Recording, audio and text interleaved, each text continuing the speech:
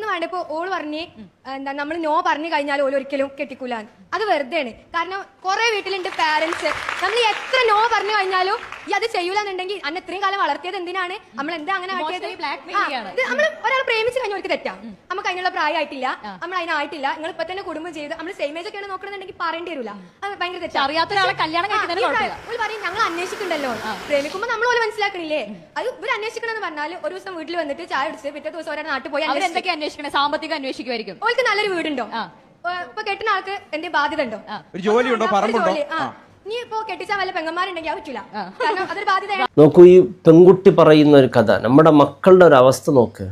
അപ്പോൾ നോക്കൂ, സഫീനാക്ക് സംഭവിച്ചത് ഈ ഒരു സംഭവം എന്തിന് പറയുന്നു പറഞ്ഞാൽ, ഈ പരിശുദ്ധ റമദാനിൽ പോലും നോക്കൂ, പെൺകുട്ടി സഫീന അവളുടെ ജീവിതത്തിൽ അവൾ ചെയ്ത തെറ്റ്, അള്ളാഹു കൊടുത്ത ശിക്ഷ അവളെ രക്ഷപ്പെടുത്തിയെന്ന് പറയാം.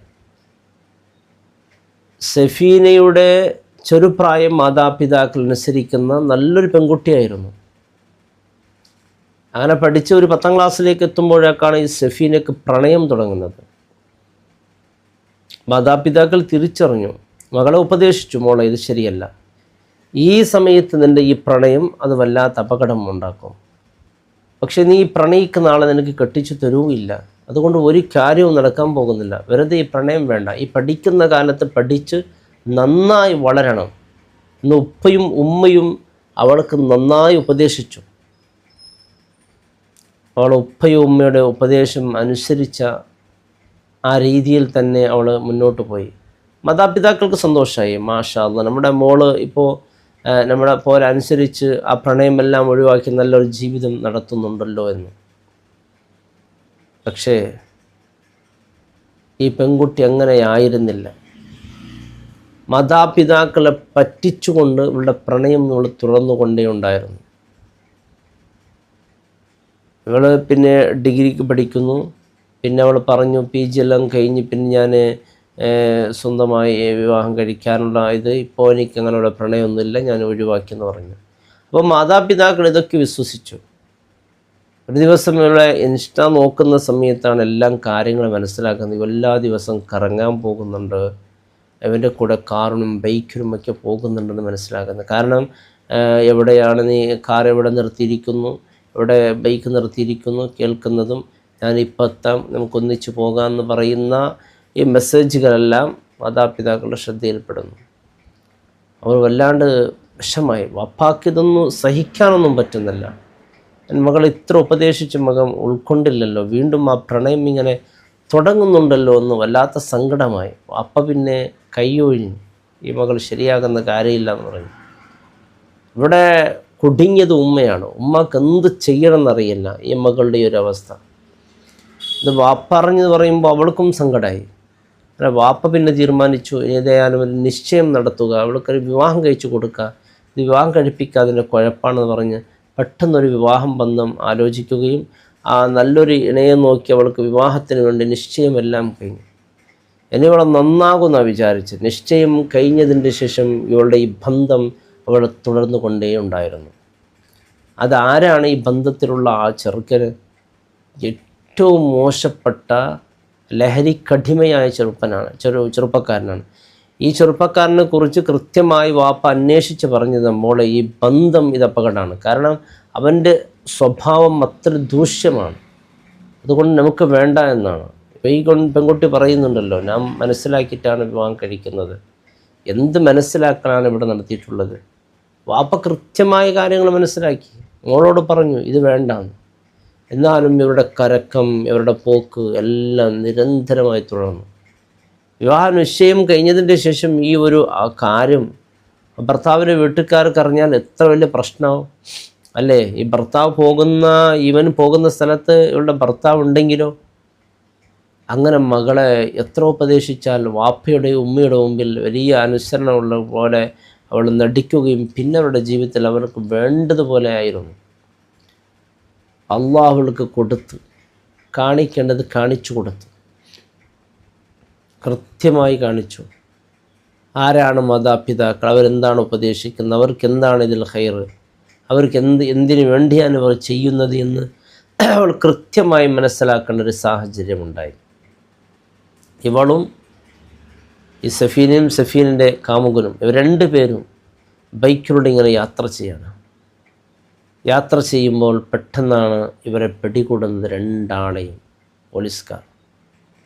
പിടികൂടുന്ന സമയത്ത് ഈ ചെറുപ്പക്കാരൻ്റെ കയ്യിൽ നിന്ന് ലഹരി വസ്തുക്കൾ പിടിക്കപ്പെട്ടു. ഗുരുതരമായ വകുപ്പിൽ അദ്ദേഹത്തെ ചേർത്തു കേസിൽ. പിടിക്കപ്പെടുമ്പോൾ സഫീനയും അവിടെ ഇവൻ്റെ പിറകിലുണ്ട് ബൈക്കിൽ. 2 പേരെയാണ് പിടിക്കപ്പെട്ടത്. അപ്പോഴാണ് ഈ സഫീന വാപ്പയുടെ വാക്ക് കൃത്യമായി മനസ്സിലാക്കുന്നത്. അപ്പോൾ ഇവൾ പറഞ്ഞു, ഞാൻ ഇവൻ്റെ കൂടെ പോയത് എൻ്റെ സുഹൃത്താണ്, എനിക്കിതൊന്നും അറിയില്ല, പലതും പറഞ്ഞ് നമ്മൾ രക്ഷപ്പെടാൻ നോക്കി. പക്ഷേ പോലീസുകാരങ്ങനെ പെട്ടെന്നൊന്നും വിട്ടില്ല. അപ്പോൾ അവൾ കരഞ്ഞുകൊണ്ട് ഓർത്ത്, എൻ്റെ ഉപ്പ എൻ്റെ ഉമ്മ എന്നോട് എത്ര പ്രാവശ്യം പറഞ്ഞില്ലേ, ഞാനിതൊന്നും ചെവി കൊണ്ടില്ല, ഇപ്പം അനുഭവിക്കേണ്ടി വന്നു. പോലീസ് ശക്തമായ ഭാഷയിൽ സംസാരിക്കാൻ തുടങ്ങി. വാപ്പയും ഉമ്മയും നിലവിളിച്ചുകൊണ്ട് കരഞ്ഞുകൊണ്ട് പറഞ്ഞതാണ്, ഇത് നിനക്ക് വേണ്ട മോളെ, ഇത് ശരിയല്ല. ഏത് വിവാഹം നിശ്ചയിച്ചതിന് ശേഷം ഈ കരക്കും. പിന്നെ പെൺകുട്ടികളുടെ അങ്ങനെയാണ്. നല്ല ദീനിയായ നല്ല ചെറുപ്പക്കാർ ഇവരൊന്നും വേണ്ട. ഇത്തരത്തിലുള്ള തമ്മാടികളായ, ഇത്തരത്തിലുള്ള ലഹരിക്കടിമയായ, ഒന്നിനും കൊള്ളാത്ത ചെറുപ്പക്കാരെയാണ് കൂടുതൽ പെൺകുട്ടികൾക്ക് ഇഷ്ടം. കാരണം നല്ല ദീനിയായ നല്ല ചെറുപ്പക്കാർ ആ കാര്യത്തിൽ അവളിങ്ങോട്ട് ഇഷ്ടം കാണിച്ചാൽ പോലും ഇനി അഖാഫല്ല, ഞാൻ അള്ളാഹിനെ പഠിക്കുന്നതാണെന്ന് പറഞ്ഞ് ആ പ്രണയത്തെ തിരസ്കരിക്കും. പ്രണയത്തെ അംഗീകരിക്കുന്നവർ, അള്ളാഹുവിനെ ഭയപ്പെടാത്തവരെ അള്ളാഹ് പ്രണയത്തെ അംഗീകരിക്കുള്ളൂ. അള്ളാഹുവിനെ ഭയപ്പെടുന്നവർക്കൊക്കെ പ്രണയം നടിച്ചങ്ങോട്ട് മുന്നോട്ട് പോകാൻ അവരെ കൊണ്ട് സാധ്യമല്ല. കാരണം അവർക്കറിയാം, അവർ 5 നേരം നമസ്കാരത്തിന് കൈകെട്ടി പറയുന്ന ഒരു വാക്കുണ്ട്, മാലിക് യൗമിദ്ദീൻ, മാലിക് യൗമിദ്ദീൻ. ഓരോ റക്കാത്തിനും ഫാത്തിഹ നിർബന്ധമാണ്. അവിടെയൊക്കെ അവർ പറയുന്ന വാക്കാണ് മാലിക് യൗമിദ്ദീൻ, പ്രതിഫല ദിനത്തിൻ്റെ ഉടമസ്ഥൻ. അങ്ങനെ പറഞ്ഞാൽ ഇതിനെല്ലാം കണക്ക് കൊടുക്കേണ്ടവരും. ഒരു ദിവസം ഹിസാബുണ്ട്, അള്ളാഹുവിൻ്റെ ചോദ്യമുണ്ട്. 5 വക്ത് 17 പ്രാവശ്യം മാലിക് യൗമിദ്ദീൻ, മാലിക് യൗമിദ്ദീൻ പറയുന്നവരാണ് ചെറുപ്പക്കാർ. അവരൊന്നും ഇതിന് കിട്ടൂല. ഇത്രയും മോശപ്പെട്ട ആളുകൾ, ലഹരിയുടെ അടിമകളായ ചെറുപ്പക്കാരെ കിട്ടുള്ളൂ. അവരുടെ കയ്യിൽ പണമുണ്ട്, അവൾ ചോദിക്കുന്നവർ വാങ്ങിക്കൊടുക്കുന്നു, അവർ വിശ്വസിക്കുന്നു. അവൾ പിടിക്കപ്പെട്ടപ്പോൾ പെട്ടെന്ന് വാപ്പാക്കാണ് ഈ ഫോൺ കോൾ പോലീസുകാർ വിളിച്ച് പറയുന്നത്, നിങ്ങളുടെ മകളെ പിടിക്കപ്പെട്ടിട്ടുണ്ട്. പാവം ആ വാപ്പ പോയി കരഞ്ഞുകൊണ്ട് പറഞ്ഞു, സാറേ എൻ്റെ മകൻ അത്തരക്കാരിയല്ല, അവൾ നല്ല മോളാണ്. പക്ഷേ ഇവൻ്റെ കൂടെ എന്തോ ആവശ്യത്തിന് പോയപ്പോഴാണ് ഇങ്ങനെ പറഞ്ഞ് ഒരുപാട് കരഞ്ഞു. പിന്നെ അവസാനം അവളെ അവിടെ നിന്ന് വീട്ടിലേക്ക് വന്നിട്ട് അവൾ പിന്നെ കരയാൻ തുടങ്ങി. വാപ്പയുടെയും ഉമ്മയുടെയും കാലിൽ വീണു. വാപ്പ പറ്റിപ്പോയി, നിങ്ങൾ പറഞ്ഞത് ശരിയാണ്, ഞാൻ പക്ഷെ അങ്ങനെ വിചാരിച്ചില്ല. നോക്കൂ, ഇത് രക്ഷപ്പെട്ടതുകൊണ്ട് രക്ഷപ്പെട്ടു അല്ലേ? അല്ലെങ്കിൽ അവരുടെ ജീവിതമാണ്, കുടുംബത്തിൻ്റെ ഇസ്സത്ത് പോയി അല്ലേ? ഒരു അന്യപുരുഷൻ്റെ കൂടെ ബൈക്കിൽ സഞ്ചരിച്ച മകളെ പിടിക്കപ്പെട്ടു എന്നുള്ള വാർത്ത വരുമ്പോൾ ആ ഉപ്പയും ആ ഉമ്മയും പിന്നെ ജീവിച്ചിട്ട് എന്ത് കാര്യമാണ്? പുറത്തിറങ്ങാൻ പറ്റാത്ത പോലെ അല്ലേ? എന്തിനാണ് എൻ്റെ പ്രിയപ്പെട്ട മക്കളെ നിങ്ങൾ ഈ മാതാപിതാക്കൾക്ക് ഈ ചീത്തപ്പേർ കൽപ്പിക്കുന്നത്? നിങ്ങൾക്ക് പ്രസവിച്ചത് എന്തിനറിയോ? നിങ്ങൾ ആ ഉപ്പയും ഉമ്മയും കൈയും പിടിച്ച് നാളെ സ്വർഗത്തിൽ കൊണ്ടുപോകണം എന്നുള്ള ആ ഒരു ചിന്തയിലാണ് നിങ്ങളെ മാതാപിതാക്കൾ നിങ്ങളെ പ്രസവിച്ചതും നിങ്ങളെ പോറ്റു വളർത്തിയതുമൊക്കെ. എന്നാൽ നിങ്ങൾ ചെയ്യുന്ന പ്രവൃത്തിയോ? ആ പെൺകുട്ടി നേരത്തെ പറഞ്ഞതിൽ ചില കാര്യങ്ങളിലൊക്കെ പോയിന്റുകളുണ്ട് ചിലതൊക്കെ. എന്നാൽ അത് മാത്രം കണ്ടുകൊണ്ട് നോക്കൂ, ഇത്തരത്തിലുള്ള പ്രണയത്തിലകപ്പെട്ട് നോക്കി ഇന്ന് അവളെ പിടിക്കപ്പെട്ടിരുന്നെങ്കിൽ എത്ര വലിയ ഗുരുതരമായൊരവസ്ഥയിലേക്ക് എത്തുമായിരുന്നു. നമ്മുടെ മക്കൾക്ക് പറഞ്ഞാലൊന്നും മനസ്സിലാവില്ല, പിന്നെ തർക്കിക്കാൻ തുടങ്ങും. ഇപ്പോൾ ഈ പെൺകുട്ടി പറയുന്ന തർക്കങ്ങൾ കേട്ടില്ലേ? അല്ലാഹു റബ്ബ് സുബ്ഹാനഹു വ തആല എല്ലാ തിന്മകളിൽ നിന്ന് നമ്മുടെ മക്കൾ അല്ലാഹു കാത്തുരക്ഷിക്കട്ടെ, എല്ലാ പ്രയാസങ്ങളും അല്ലാഹു കാത്തുരക്ഷിക്കട്ടെ. അസ്സലാമു അലൈക്കും വറഹ്മത്തുള്ളാഹി വബറകാതുഹു.